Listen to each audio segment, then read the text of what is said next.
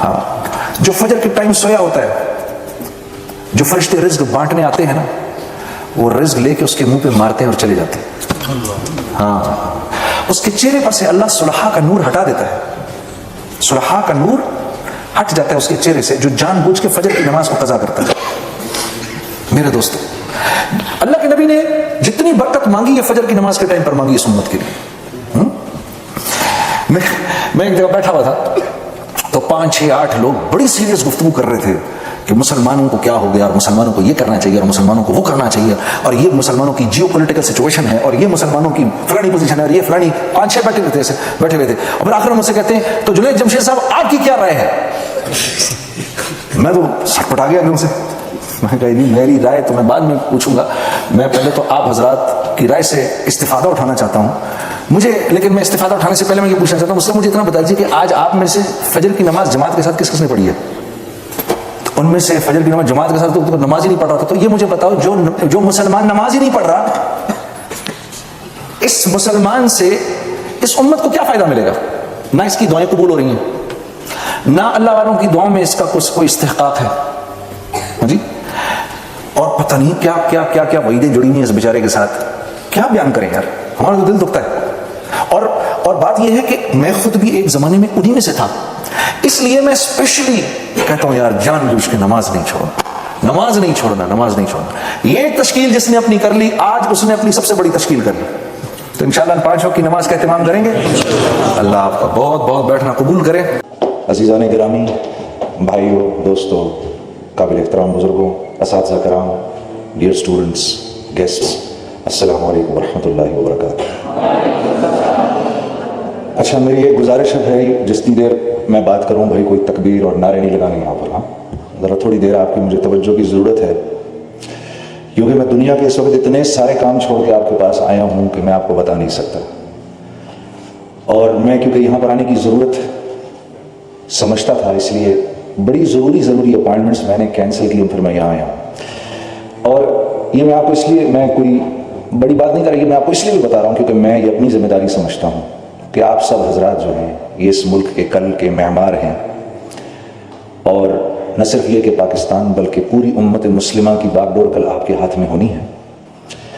اور میری دل و جان سے آپ کے لیے دعا ہے کہ اللہ رب العزت آپ لوگوں سے اپنے دین کا کام لے، کیونکہ جس کے لیے اللہ نے یہ فیصلہ کر لیا کہ میں نے اس سے کام لینا ہے، یقین کرو میرے دوستو، آپ ذرہ کریں گے اور اللہ آپ سے ایسے کام لے گا. آپ ایک قطرہ کام کریں گے، اللہ آپ سے کام ایسے لے گا جیسے سمندر سے لیتا ہے. وہ اس کی اپنی مرضی پر ہے آپ میں سے کس کو چن لے. ٹھیک، یوں اگر ہم زور لگائیں تو کسی کو 2 رکعت نماز بھی نہیں پڑھا سکتے. ہاں، لیکن اگر اپنی زندگی کو ٹھیک کرنے کا فیصلہ کر لیں تو پھر اللہ کی طرف سے آسمانوں پر چناؤ ہوتا ہے کہ اس نے اپنے آپ کو ٹھیک کرنے کا ارادہ کر لیا، اس لیے اب ہم اس کی ذات کو، اس کی زندگی کو اوروں کی ہدایت کا ذریعہ بنائیں گے. یہ ہے سارا معاملہ. میرے بھائیوں اور میری بہنوں، دنیا میں آ جانے کے بعد ہمارا سب سے قیمتی اثاثہ ایمان ہے.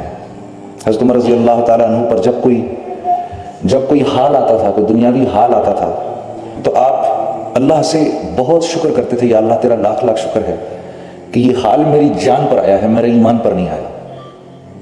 کیونکہ میرے دوستو، ایمان وہ اندر کی مایا ہے جو انسان کو اللہ کے حکموں پر کھڑا کرتی ہے. ورنہ آپ یقین کرو، تھوڑی دیر کے لیے سکھاؤ ایک غیر مسلم کو بھی 10 منٹ میں ہم نماز پڑھنی سکھا سکتے ہیں، وہ 10-15 منٹ میں نماز پڑھنا شروع کر دے گا.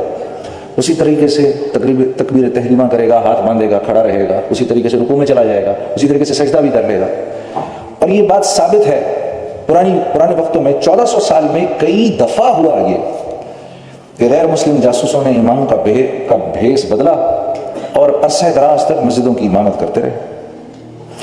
تو یہ اعمال جو ہیں، نماز ہو گئی، روزہ ہو گیا، حج، زکوٰۃ، اچھے بول، میٹھا بول، اچھے اخلاق، اچھے معاملات، اللہ کے ہاں ان کی قیمت اسی وقت لگتی ہے جب دل کے اندر ایمان ہو، ورنہ اللہ کے ہاں ان کی کوئی حقیقت نہیں ہے. تو میرا آپ کا سب سے قیمتی اثاثہ ایمان ہے. ابھی کچھ دن پہلے میں ایک چیز پڑھ رہا تھا کہ حضرت عبداللہ بن مسعود رضی اللہ تعالیٰ عنہ رسول اللہ صلی اللہ علیہ وسلم کے پاس آئے اور آ کر عرض کی، یا رسول اللہ، مجھے کسی نے یہ بتایا کہ فلاں آدمی کے اوپر جن چڑھا ہوا ہے.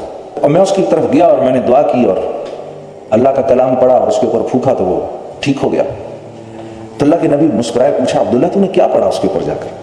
کہا یا رسول اللہ میں نے اس کے کان کے اندر قرآن کی یہ آیت پڑھی, افحسبتم انما خلقناکم عبثا, پوری یہ آیت پڑھ دی میں اور اس کے کان میں پھونک دی. آپ صلی اللہ علیہ وسلم بڑے حیران ہوئے, عبداللہ بن مسعود کو دیکھا اور پھر آپ نے فرمایا اے عبداللہ تجھے پتہ ہے یہ آیت کیسی آیت ہے؟ اس رب کی قسم کہ جس نے مجھ کو نبی بنا کر بھیجا ہے, یہ آیت اگر یقین کے ساتھ آدمی پہاڑ پر کھڑا ہو کر پڑھے تو پہاڑ کو اپنی جگہ سے ہلا دے گا. اب میں یہ بات پڑھ رہا تھا, اب مجھے یہ خیال آیا کہ پچھلے 4-5 سال سے کسی اللہ والے نے, کسی نے, ایک بزرگ نے مجھے یہ کہا تھا کہ بھائی دیکھو دن کے وقت یہ آیت پڑھ لیا کرو, دن کے شروع میں یہ آیت پڑھ لیا کرو, اللہ رب العزت تمہارے سارے دن کے کاموں کے لیے کافی ہو جائیں گے, تمہاری دعائیں قبول ہوں گی. تو مجھے یہ خیال آیا کہ یہ 3-4 سالوں سے تو میں اس آیت کو پڑھ رہا ہوں, لیکن میں نے کوئی اس کا افیکٹ نہیں دیکھا, نہ اپنی ذات پر دیکھا نہ کسی اور پر دیکھا. تو مجھے وہ خیال آیا, بات یہ ہے کہ عمل تو عبداللہ بن مسعود نے بھی وہی کیا جو میں کر رہا ہوں, انہوں نے تو ایک ہی دفعہ کیا, میں تو 3-4 سال سے کر رہا ہوں. فرق یہ ہے کہ ان کے پاس وہ ایمان کی جو مایا ہے وہ ایسی ہے کہ یہ جو آیتوں کے بول ان کی زبان سے نکلتے ہیں تو وہ جو ڈیزائرڈ افیکٹس ہم چاہتے ہیں نا, وہ ڈیزائرڈ افیکٹ جو ہیں وہ ڈیزائرڈ افیکٹ ہو جاتے ہیں. اور میں پڑھ کے رہ جاتا ہوں. ابھی ہم حج پر تھے, بڑے فخر سے انہوں نے بتایا کہ بھئی اس سال تو 45 لاکھ آدمی نے حج کیا. اب 45 لاکھ لوگوں نے, الحمدللہ کتنی بڑی بات ہے امت مسلمہ میں سے 45 لاکھ لوگوں نے حج کیا. لاہور کی آبادی 45 لاکھ کی ہے, تو مکہ اتنا چھوٹا سا شہر ہے, اور 45 لاکھ بندہ مکے میں, اللہ نے ان کے وہاں پر کھانے کا بھی انتظام اور پینے کا بھی انتظام, نہانے دھونے کا بھی انتظام, پانی کیسے خرچ ہوتا ہوگا. ادھر دوسری ایمنسٹیز جو ہیں ان کی اویلیبلٹی, وہ کیسے اللہ نے ایک نظام چلایا. اور وہ 45 لاکھ کے 45 لاکھ اللہ سے یہ دعا کرتے ہوں گے, یا اللہ مسلمانوں کو پھر سے عروج نصیب فرما, اسلام کو عروج نصیب فرما, یا اللہ ہماری زندگیوں کو قبول فرما. وہ سب کیا کیا دعائیں نہیں کرتے ہوں گے. اور ہم کیسی امیدیں لگا کے رکھتے ہیں ان حاجیوں سے. یقیناً اللہ کے ہاں یہ دعائیں تو قبول ہوتی ہوں گی, لیکن وہ ڈیزائرڈ افیکٹس نہیں ہو رہے جو 1.25 لاکھ صحابہ کے حج سے ہو گئے.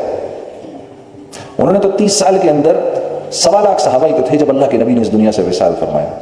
تو ان کے دنیا سے چلے جانے کے 30 سال کے بعد مسلمان 3 بر اعظموں کے بادشاہ بن گئے. 3 بر اعظموں کے بادشاہ بن گئے. کیا ہوا؟ فرق کیا ہے؟ وہ ایمان کی کمی فرق ہے میرے دوستوں, اور کوئی نہیں. اعمال وہ بھی وہی کرتے ہیں, وہ بھی وہی کرتے تھے جو میں اور آپ کر رہے ہیں, بلکہ ہم زیادہ کر رہے ہیں. عبداللہ بن مسعود ایک دفعہ تابعین کی ایک جماعت بیٹھی ہوئی, تو ان سے فرمانے لگے اے تابعین کی جماعت, آج تم لوگ روزے بھی زیادہ رکھتے ہو, نماز بھی زیادہ پڑھتے ہو, قرآن بھی زیادہ پڑھتے ہو. صحابہ اتنا نہیں کرتے تھے, لیکن اللہ کے ہاں وہ بڑے مقبول لوگ تھے. فرق کیا ہے؟ فرق کیا تھا کہ ان کے دل دنیا کی لذتوں اور اس کی حب جاہ اور حب مال سے ان کے دل خالی تھے, اور ہمارے دل بھرے ہوئے ہیں. جو کچھ سنا گیا اللہ پاک اس پر عمل کرنے والا اور آگے لوگوں تک پہنچانے والا بنائے. مزید اصلاحی بیانات کے لیے ہمارا یوٹیوب چینل بیوٹیفل بیان JJ کو سبسکرائب کریں اور ویڈیو کو لائک کریں. جزاک اللہ خیر.